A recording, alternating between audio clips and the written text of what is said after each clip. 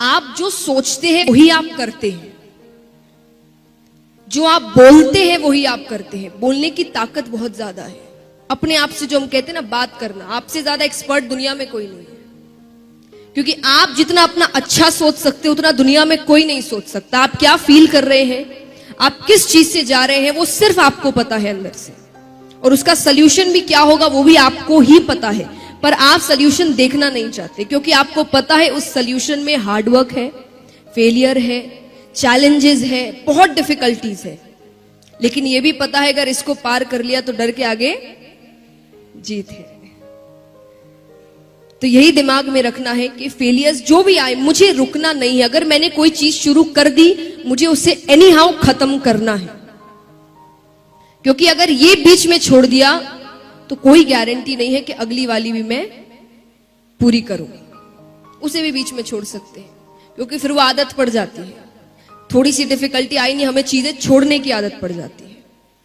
छोड़ना नहीं है। अगर एंटर कर गए तो उसे पूरा कर कर निकलना है।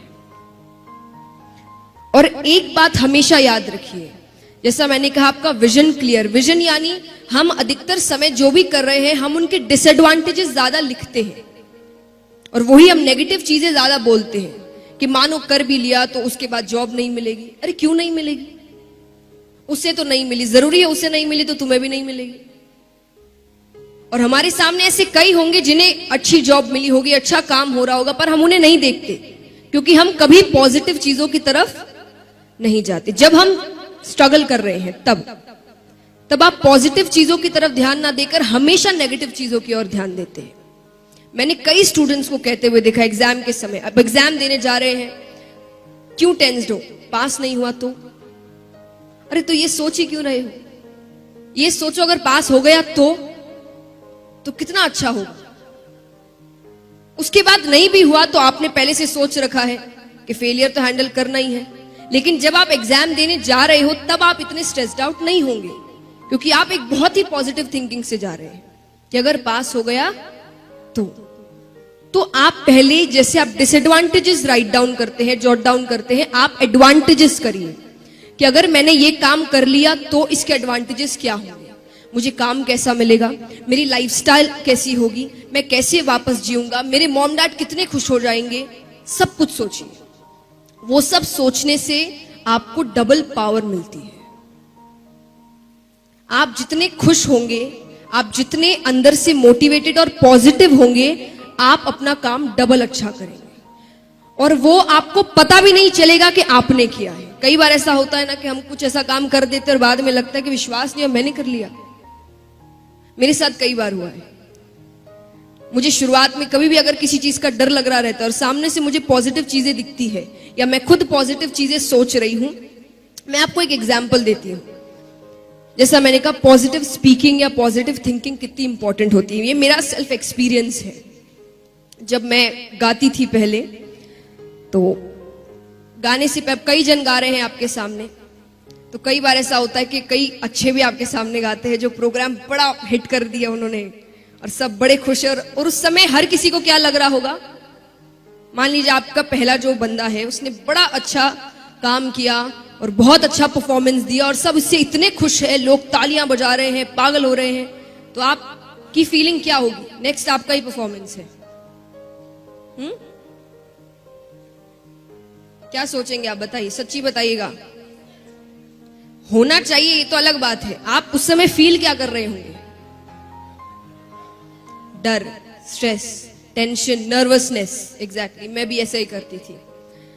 तब मेरे पापा ने मुझे एक बात बताई, ये नहीं कि प्रिपरेशन तो जैसी होती थी मैं वैसी ही करती थी, आप अपना 100% देते ही हैं, पर जैसा मैंने कहा आप एक बैगेज लेकर जाते हैं। वो बैगेज आपको इतना टेंशन में डाल देता है कि आपने जो याद किया वो भी आप भूल जाते हैं या उस समय आप ब्लैंक हो जाते हैं। फिर एग्जाम से निकलते ही आपको याद आता है अरे ये तो मेरे कल ही पढ़ा था इसे, पर उस समय आप इतने टेंशन में है कि वो आप चीज भूल जा रहे हैं।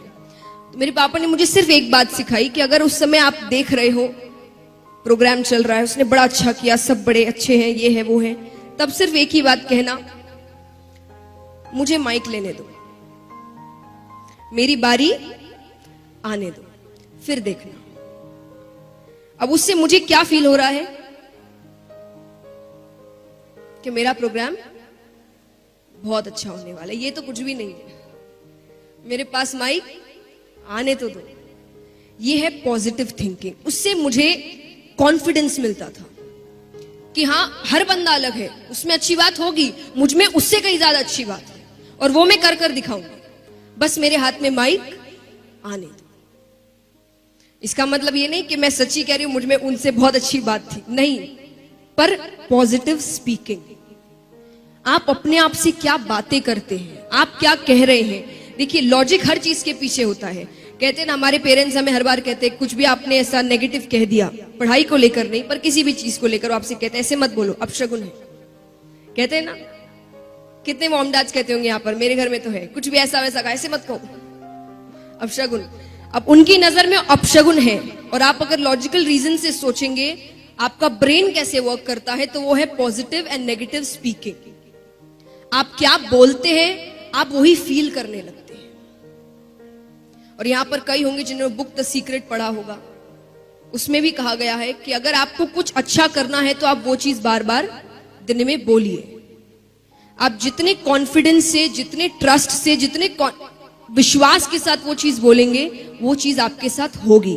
और होगी का मतलब चमत्कार नहीं होता, होगी का मतलब फिर आप खुद उसी रास्ते पर चलना शुरू करें।